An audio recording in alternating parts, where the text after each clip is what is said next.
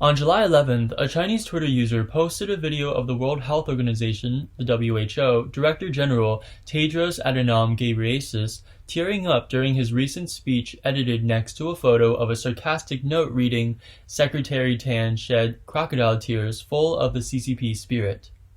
Due to the cover-up of the pandemic, Chinese netizens mocked the WHO, saying it's a branch of the CCP. They also pointed out that the CCP even referred to the WHO director by his Chinese last name, Secretary Tan, a common way the Chinese address CCP secretaries.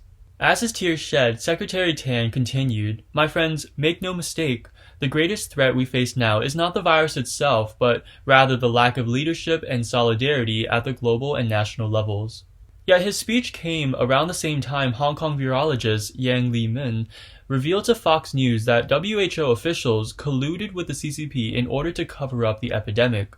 As a result, some Chinese netizens criticized the WHO director. "It's you who are corrupt. It's you who colluded with the CCP to cover up the epidemic, and it's also you who shed tears." Don't quibble, as only a dozen minutes of Yan Limeng's 4-hour interview has been released. Dr. Yan Limeng, a virologist who studied in immunology at the Hong Kong School of Public Health, fled to the United States on April 28th. In an exclusive interview with Fox News on July 10th, she revealed evidence of how the CCP and the WHO plan to cover up the origin and spread of the coronavirus.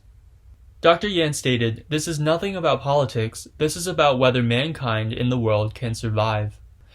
She then continued by naming two people during the interview, Malik Peiris, the co-director of the WHO-affiliated lab she worked at, and Liu Poon, the WHO expert consultant, her supervisor there. Despite being University of Hong Kong professors, Peiris and Poon suppressed the dangerous information about the CCP virus Limeng provided and chose to do nothing.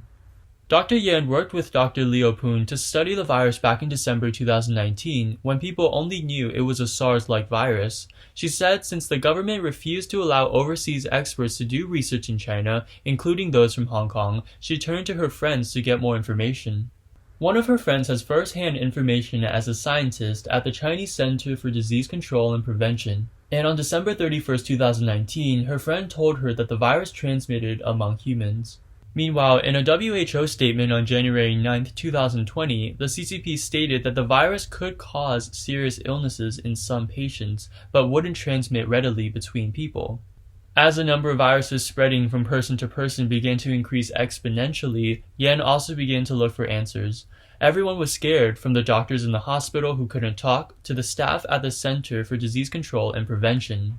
On January 16th, Yan once again reported her investigation results to her supervisor, Dr. Poon, but Poon then asked her to, quote, "keep silent, be careful, and don't touch the red line being the Chinese government's operations.